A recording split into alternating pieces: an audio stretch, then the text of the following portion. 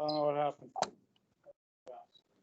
So I'm going to record your class today. That's all right too. That's exciting. That's exciting. So adds a little more excitement to the already exciting honors government class. Yeah. Woo! Woo! And it's Thursday. And it's 80 degrees outside. It's snowing. The calm before the storm. Yes. It's supposed to snow. Yeah, it's not looking good. So I just been out working on the ball field. Last really good day to do that for a while. So I'm a little dirty, but and hot and sweaty, but it's all good. So how's everybody doing? Are we doing okay? We managing? I don't know if anybody told you I got out in front of the faculty yesterday at the faculty meeting on your behalf, and really my daughter's behalf. We just kind of told her what her life was like, so that teachers would know what life was like for a lot of you. I realize some of you guys are doing both AP English and Calc and Bio, you know. Okay, so I told them, the faculty, that they need to communicate with you guys to see if you guys are having enough time to do all the work they're giving you. Okay. So like you guys had junior year last year, right? You know, junior year is really tough, right? So Mr. Ferris had an essay due on Friday and another big part of the NHD thing due on Friday. And Lily was freaking out. You know what I mean? You remember that? Yeah. And so I told her, I said, well, go talk to him and ask him if he can push the essay back to Monday. And some other students approached him as well, and he said, okay. And he moved it to Monday. Okay, if you guys are getting in situations like that, please communicate with me or your other teachers. Okay? Now, I'm not giving you a bunch of stuff. You know what I mean? So I'm going to give you some reading over the weekend. It's not heavy, but it's good stuff. It won't take you very long. Okay? You'll just need to have it back for Monday. Okay? Anyhow, yesterday my lecture, this is day 3. So day 2, we did. We're in the Constitutional Convention, right? The articles didn't work. Okay, and so yesterday we got through the Great Compromise. Yes? And that's where you get the bicameral, right? Legislature, okay? The House based on population, the Senate, everybody gets 2, right? And I'll get into some other stuff a little bit more with that, but what we have today is similar. We have the House based on population, Senate has 2. The people elect the House, and with the Constitution, the state legislatures got to elect the Senate. The 17th Amendment changed that. Okay, I talked about all that yesterday, yes? Yes. Did I talk about how I think we should repeal the 17th? Yes. Yeah. I did, I got into all that? And the 16th. Yeah, I made my mom listen to it, and she agrees. Nice. Okay, love that. Okay, your parents can take this class right along with you. Okay, because most people, old people say, man, I really like history now, but I didn't when I was in school, so I didn't really learn it that well. You know how many times I've heard that? About a million times. Okay, so yeah, feel free. Now that makes me nervous because I never know what's going to come out of my mouth, but you know. That's okay. What are they going to do? Fire me? I was looking for a job when I found this one. Okay. So what was I talking about? Okay, so we've got some other things to work out, right? So we've got the legislature figured out, the Great Compromise. Now we got to figure out some other big issues, okay? And when we talk about the House of Representatives being based on population, right? Well, one of the problems here is that some of these southern states want to count this group of people that they don't give rights to, don't give human rights to, don't give any dignity to, and they want to count them as population so that they'll have more seats in the House of Representatives. And what people am I talking about? Slaves. Yeah. Okay, so some northern states like Massachusetts and Pennsylvania, they've already gotten rid of slavery by this time. Okay? And so they're like, no. The northern states are like, no, you're not going to count the slaves as population because you don't give them any citizen rights. Now, there's a little irony in that. You know, the group that wants them to live in freedom doesn't want them to be counted. And that there's a little irony in that. Yes. And so the South, it's pretty simple, guys. Hey, we're just going to go ahead and pack our things up and head home, okay? We'll see you later.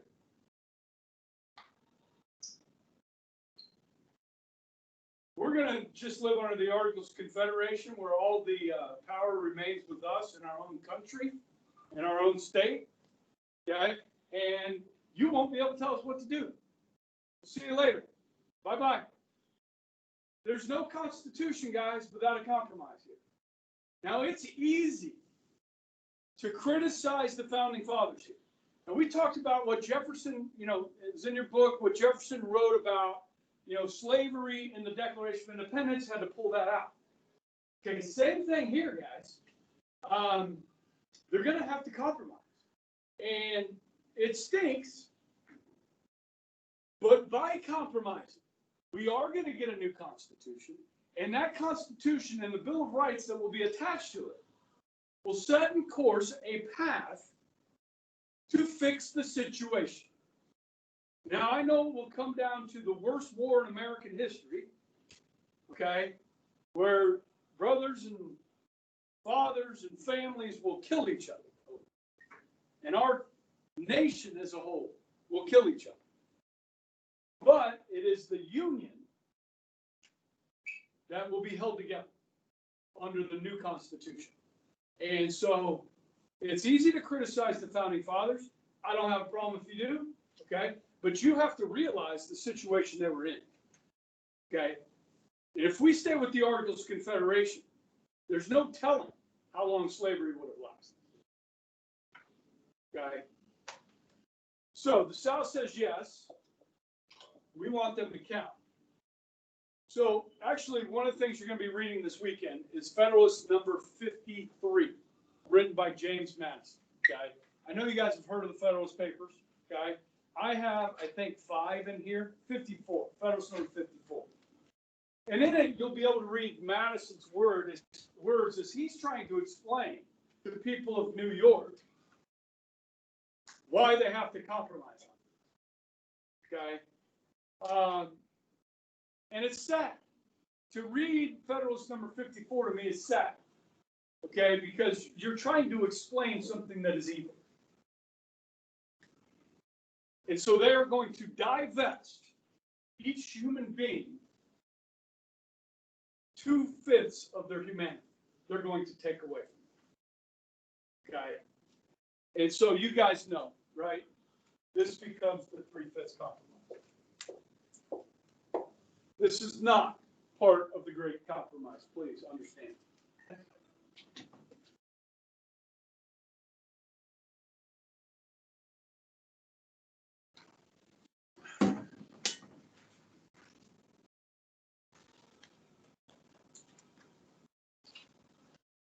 Hey, what's that?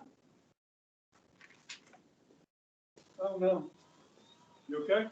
Wasn't me, it was someone else. Okay. Well, I mean, you were behind the cars, or you didn't get. No, they just stopped like the intersection traffic and we had to go to. Where was that? There was a car on its side. There was like. Wasn't one of our people, was it? They were getting put in an ambulance. It kind of looked like a boy, like a teenage boy, but I don't know, maybe not. Everybody's all right. Okay, so now this is ugly, guys, right? So better to be honest about history than ignore history. Okay. There was a saying back at this time, okay, that it took 5 black men to do the work of 3 white men. And this is partially the reason why they went with this fraction. Okay. Okay. So now, what this means for the South is they are going to get more seats in the House of Representatives. Okay. But also, the South is going to have to pay more in taxes. Okay, because remember, prior to the 16th Amendment, they would tax the states based on their population. You guys said I talked about the 16th yesterday, so they're going to have to pay more in taxes, but they will have more seats. Okay, which gives them more political power. One of the other things they kind of threw in the Constitution here near the end is the United States Senate. And one of the powers that it has. It's called advise and consent power. And we're seeing this in action right now as we speak in the United States Senate, okay, with the nomination of Judge Amy Coney Barrett.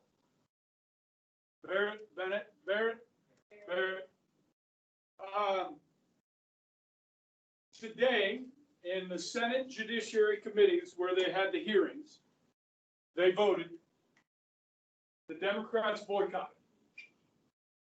So the only people in there voting were the 12 Republicans, the 10 Democrats boycotted and did not show up for the vote. Now, under their constitutional power or duties, it is their job to advise and consent. So by not showing up to vote, they didn't vote no. They just didn't vote. Okay. So when you look at the Senate annals and you look at what the vote was, it won't be 12 to 10. It won't be 13 to 9. It'll be 12 to 0. Okay. Now, Monday, this moves the process to the full Senate where there's 100 members. Okay. Be interesting to see if the Democrats boycott that again, and if this will be Chuck Schumer, who's the minority leader in the Senate for the Democrats, if he gets all 47 members to boycott that vote. Again, it's their constitutional responsibility to advise and consent or not consent, which will be a no vote. Okay. If you ask me, it's a dereliction of duty. You're paid $174,000 a year to do your job. Go in there and vote no if you want to vote no. At least vote. That's my personal opinion, but okay. Judge Barrett is, I mean, for whatever you think her politics are or that, she's a phenomenal woman. If you just look at her history, I mean, she's a very talented person and is deserving of sitting on the Supreme Court. Now, you may not like her judicial preferences when it comes to how she views the Constitution. That's fine. That elections have consequences. Republicans control the White House, Republicans control the Senate. There's your consequences. In November, we're going to decide whether that's going to change or not. Okay? The Senate could switch hands. The White House obviously could switch hands. Okay? So, they do that, and then they got to figure out, how are we going to elect the executive, the chief executive? And what are we going to call the chief executive? I mean, they're making this up as they go along, right? So we're going to end up calling, obviously, the chief executive the president, okay, the president of the United States. Now, if you read some history on Alexander Hamilton, he really wanted to give the executive a lot more power. Okay, almost like a king. And some of them actually wanted to call George Washington King George. Okay, that's a bad idea. Okay, so no, they're going to go with president. Okay, now with the president, some of the delegates wanted the people to choose the president. Some of the delegates wanted Congress or the legislative branch to elect the president. So they're going to argue about it. The ones that didn't want the people to, saying, you know what, people aren't very smart. We shouldn't, trust them with this decision. Okay.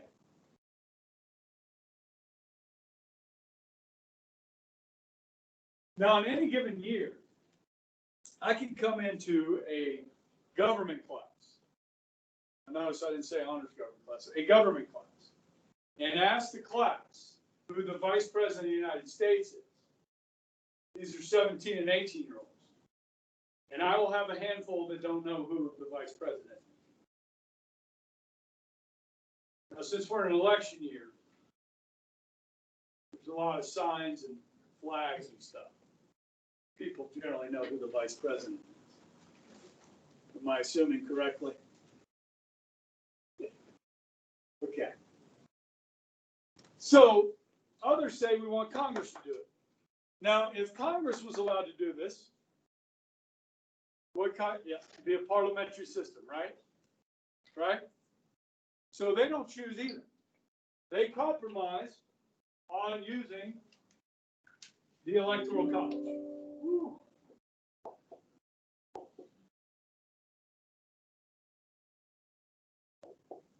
All right, I'll mute that, sorry. Okay, now, second hour, we got a little bogged down here. And I blame Sam. Okay. But it wasn't just Sam, it was a bunch of people. Okay. So, with this, each state will get to choose electors, okay, to vote for president. So let me just back this up and explain it to you again. I know I've talked about it a little bit, but I'm going to elaborate on this a little bit more. Okay, you got Kansas, right? Now, Kansas has 4 members of the U.S. House of Representatives. We live in the 4th district. Okay? Each one of these districts has roughly 780,000 people. Okay? So in 2010, we did the census. Okay? There were 330 million people. Okay? If you divide 435 into 330 million, you get roughly that. Okay? So all the 435 districts across the country have roughly 787,000 people in it. Okay? You do the math. Okay? Now, we are represented by Ron Estes. He is up for re-election November 3rd. All 4 of these people are up for re-election every 2 years, 2-year terms. Okay? Roger Marshall represents the 1st district, the big one they call it. Okay? Now, he's running for the Senate. Okay? We have 2 senators, Pat Roberts, who's retiring after a long career in the Congress, and Jerry Moran. You guys know Debbie Beaker? She's the secretary for Ms. Nielsen down in the advancement office. She's been here just as long as I've been here. She's been here a long time. But before her job here, she was a secretary for Jerry Moran when he was a lawyer in Hays, Kansas. And then he decided to run for Congress, okay? And he's in the Senate, okay? Roberts is retiring, so Roger Marshall is running versus Barbara Bollier, okay, for that spot, right here, okay? So we have 2 senators, 4 members of Congress, or 4 members of the House, 4 representatives, 2 senators, yes? Yeah. Now, can I tell you the names of these other people? I can tell you who represents the 2nd district. Her name is Sharice David.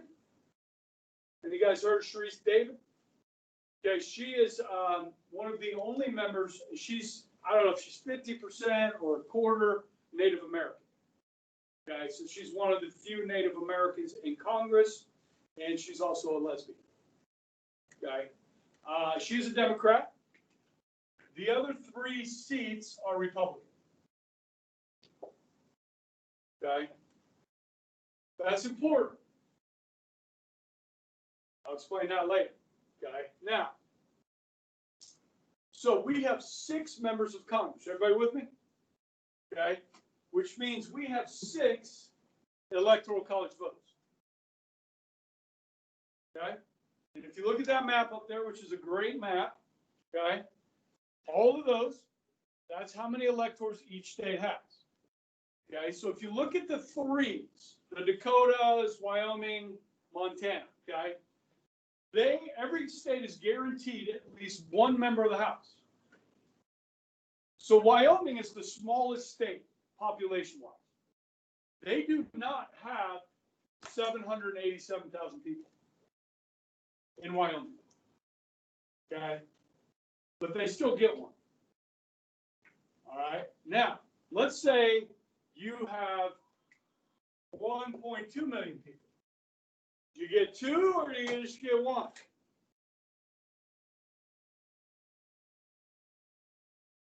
Okay. So Congress has to reappropriate those 435 seats every 10 years. So guys, in 2020, which the census is just finishing right now, it's wrapping up. Okay.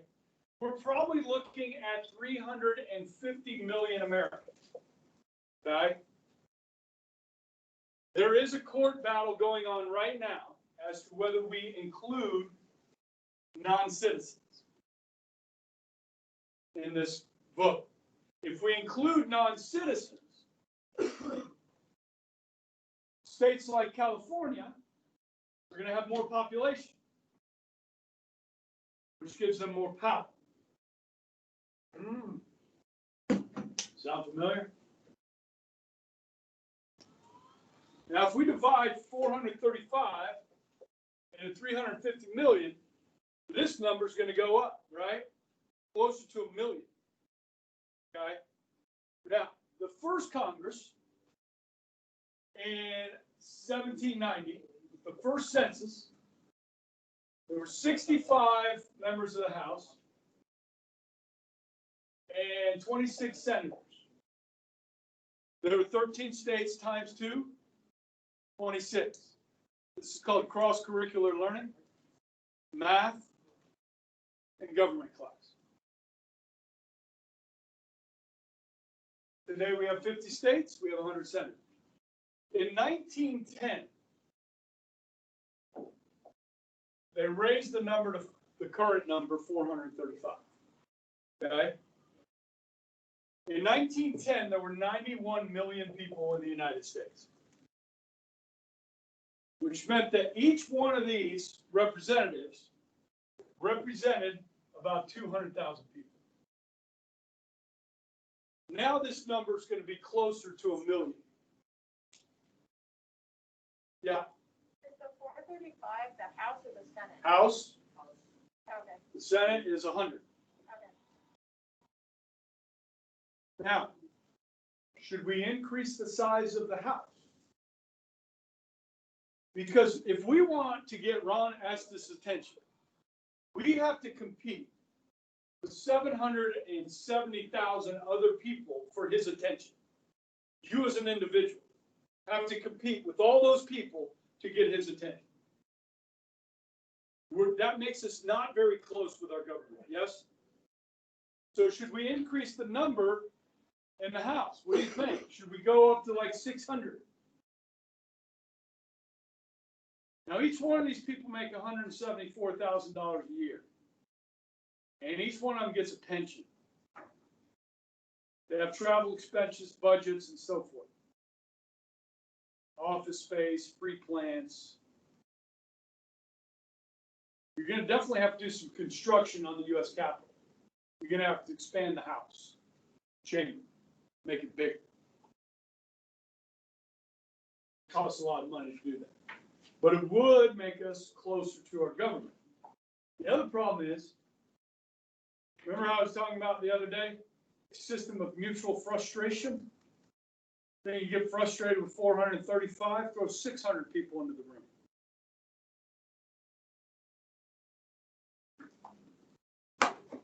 Oh, it's a thought.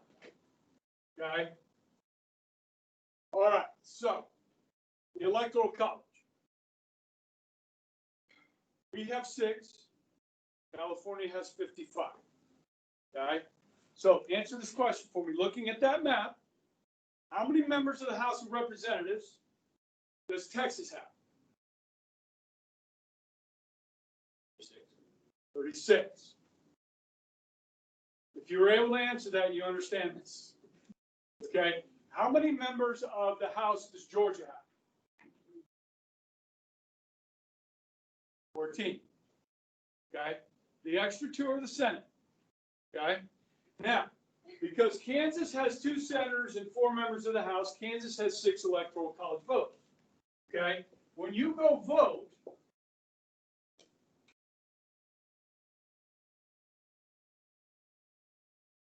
you are voting for 6 Democrats or 6 Republicans or 6 Libertarians or 6 Constitutional Party electors or 6 Green Party electors. And if you win 51% the popular vote in Kansas, these 6 Republicans will go vote in Washington, D.C. to cast the ballot for president and vice president.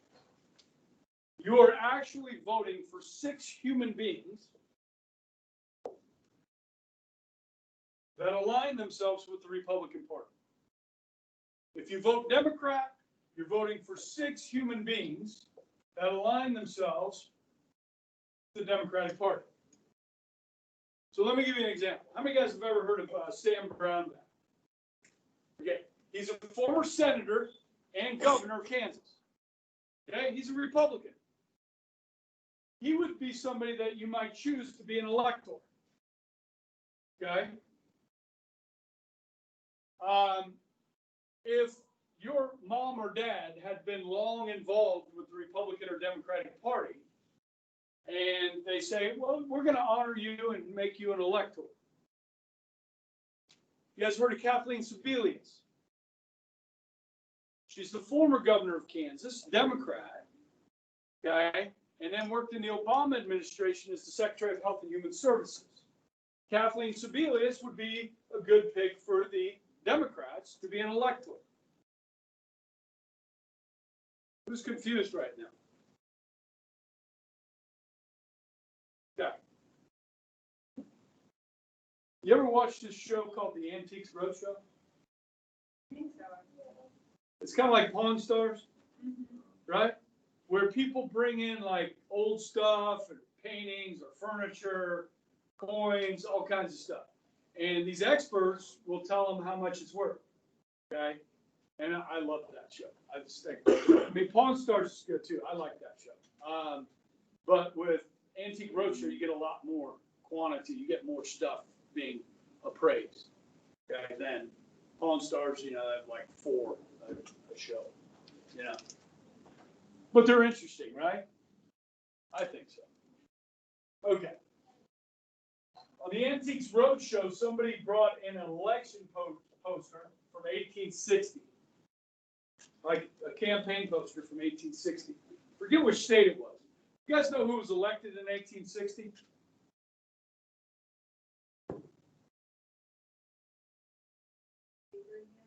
Abraham Lincoln. Okay? It's the beginning of the Republican Party. Okay, in presidential politics. And this was a Republican Party electoral college poster. And it listed the names of the electors, not Abraham Lincoln. People understood the electoral college in 1860. Okay? It's pretty foreign to people today. Okay? So these are the actual people you're voting for. These are lifelong Republicans. Okay? They're just people that the parties choose. Guys, in section 3 of this class, we're going to study political parties. Okay? Every state has a chairperson of the Republican Party and Democratic Party. Every state does. Okay? And then, like in Sedgwick County, there's a Sedgwick County Democratic Party. If you're a Democrat, you can go volunteer for the Sedgwick County Democratic Party.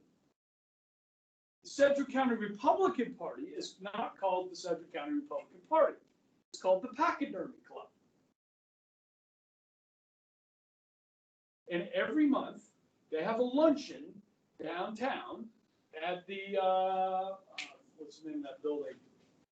The Petroleum Club is where the Pachydermy Club meets once a month. And they bring in a guest speaker and host a lunch. It's free. Why do they call it the Pachydermy?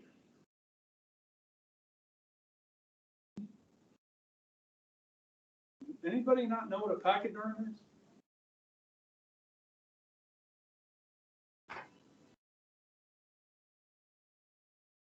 Nobody wants to be a zoologist? Is it like related to like taxidermy, dead animal? Okay, so we're talking about an animal. Does that have something to do with like the elephant? Or something? It is. A pachyderm is an elephant. Okay? Pachydermy club, you know, the elephant and the donkey. The donkey. Okay? Learn something new every day, right? This is cross-curricular learning, science, and government. Okay? Let me bring some religion in here. Okay, let's go. All right? Now, so 48 of the 50 states, if you win 51% of the popular vote in Kansas, you get all 6. If you win 51% of the popular vote in California, you get all 55. Now, there are 2 states that don't do it this way. Okay? Anybody?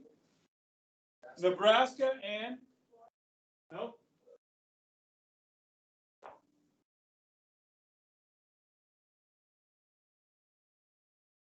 Maine. Nebraska and Maine. Okay. Now, how many electoral college votes does Nebraska have? 5. That means they have how many members of the House? 3. So normally Nebraska draws 3 districts. Right? This is where most people live in this side of the state, right? Okay. But for the presidential election, Nebraska is going to draw 5 districts.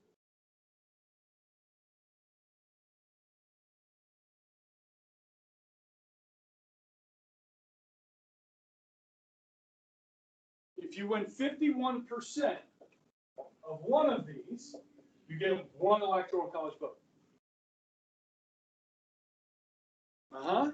Okay, so this is why, come on.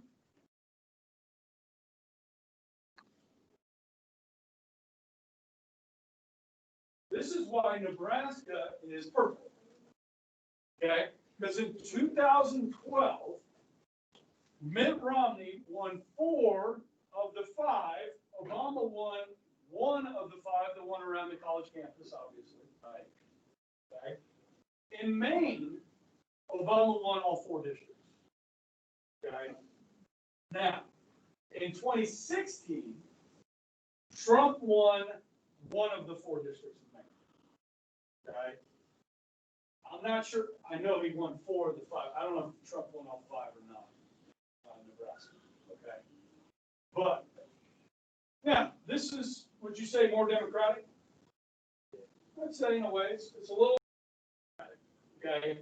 Now, guys, there's a lot of criticism of this system, right? So we're talking about,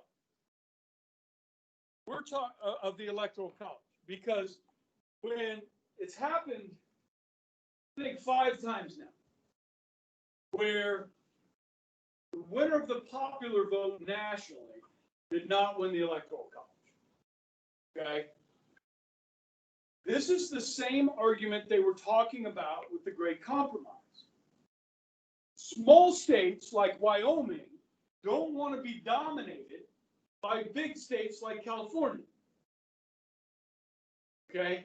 And this is the reason why they set up the Electoral College. Okay? So that their states would have a say. Okay? And so if you wanted to change it and do something like Nebraska, now for Democrats, it would be insane to do what Nebraska does in California. Now, guys, there are 5 times as many Republicans in California than there are in Kansas. It's just there's a lot more Democrats than Republicans in California. Republicans haven't won California since 1988 in a presidential election. Sacramento, where the capital is dominated by Democrats. The big cities are dominated by Democrats. Okay? The people that are leaving California, a lot of them, are Republicans. Okay? And there's a lot of people leaving California. The taxes are very high. The cost of living is very high. The regulations are very high. Okay? They do things differently out there. Okay? If California went to a Nebraska-style system, a district system, the Democrats would lose probably about 20 electoral college votes. Okay? It would be insane for them to do that. Okay? Now, if we go to the popular vote, there's some issues with that. Where are presidential candidates going to campaign? Where has Trump been in the last week? We know where Joe Biden's been. He's been at home. But the last place Joe Biden was North Carolina. Okay? Trump was in North Carolina yesterday. Okay? He's in Florida this morning before the debates in Pensacola, where I used to live. This is the Panhandle, right? Okay? This is very Republican country down here. When I lived down there, you call it, LA, Lower Alabama, or the Redneck Riviera. Okay. Because you got pine trees, and beautiful beaches. Okay. So Trump is here. Okay. Now Florida's big, right? But he's been in North Carolina. He was in Arizona. Okay. He was in Nevada.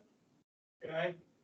Would presidential candidates go to Michigan or Wisconsin or Minnesota or Kansas? Would they even worry about doing that if there was a popular vote to win the presidency? No. They're going to the populated areas, okay?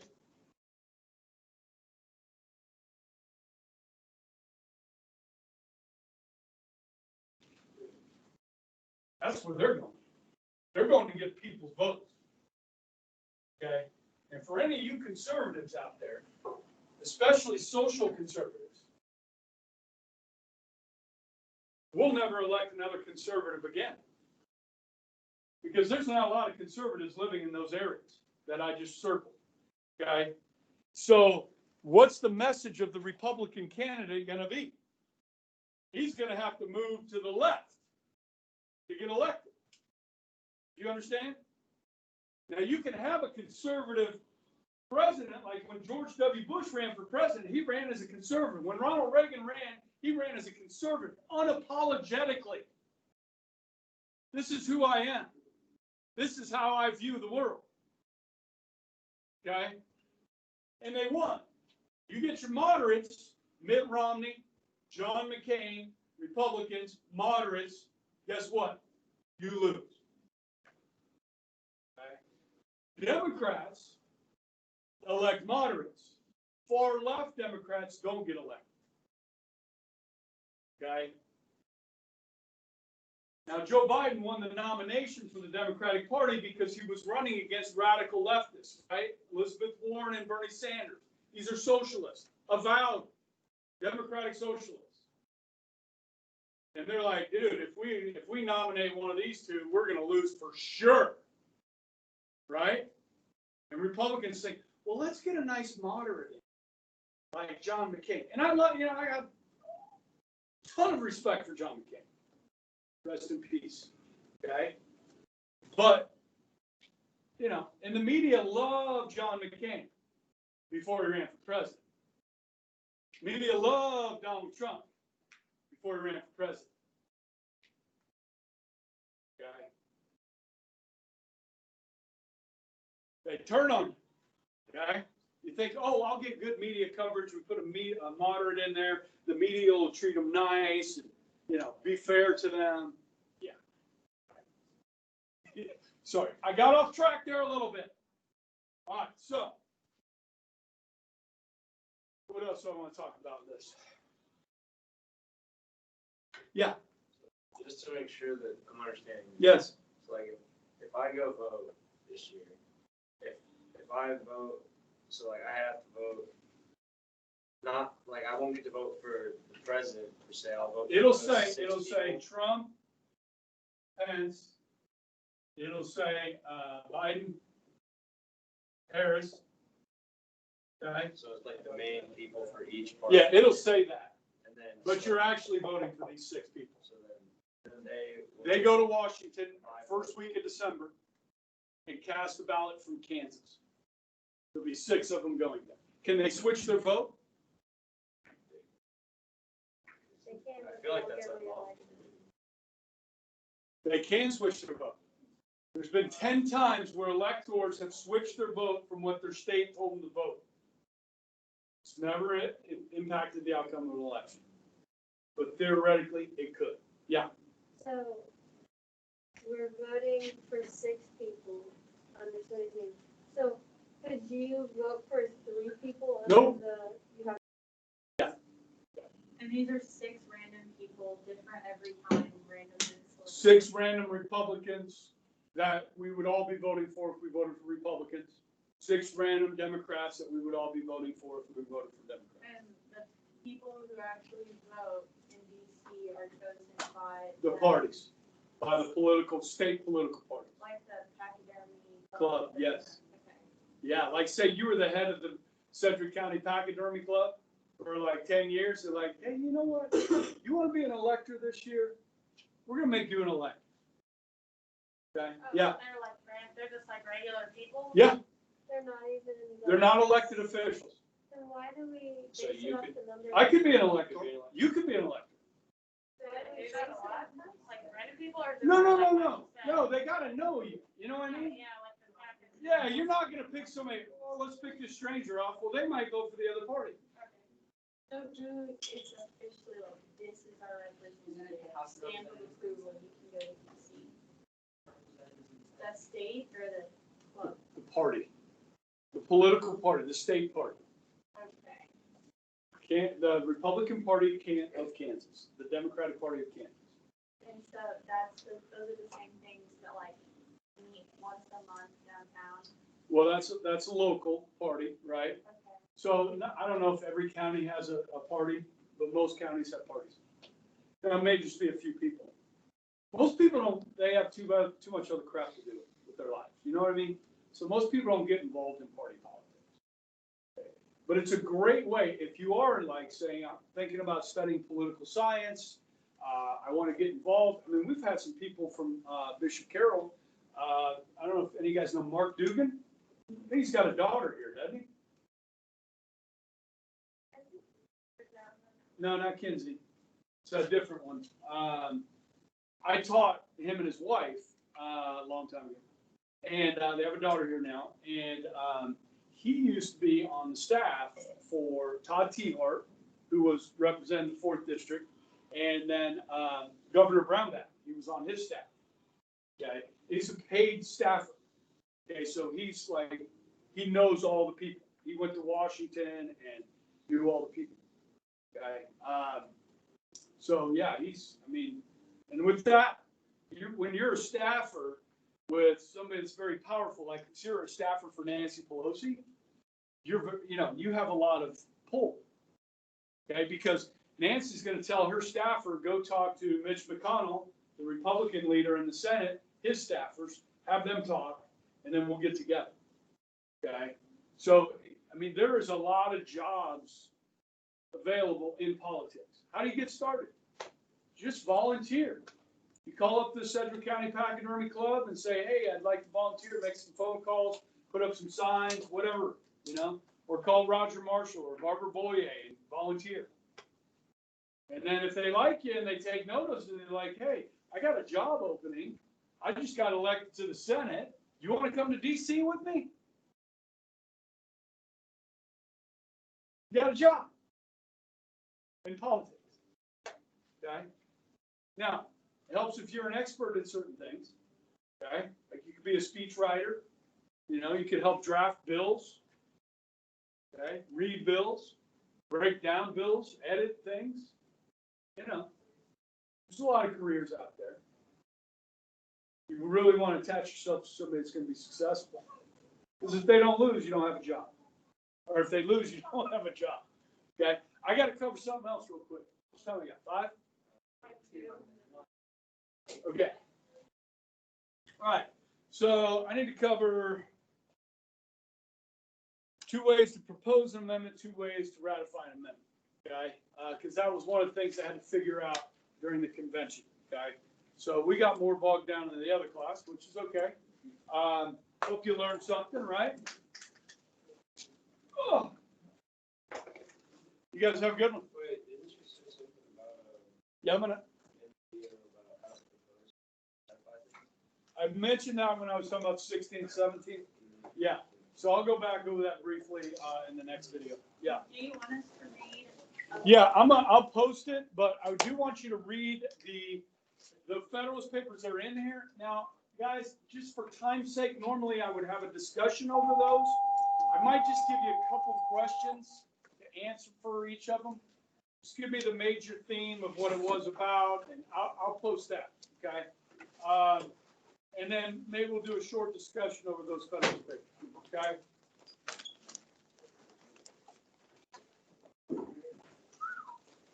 Have a good one. Thank you, Coach. Happy weekend.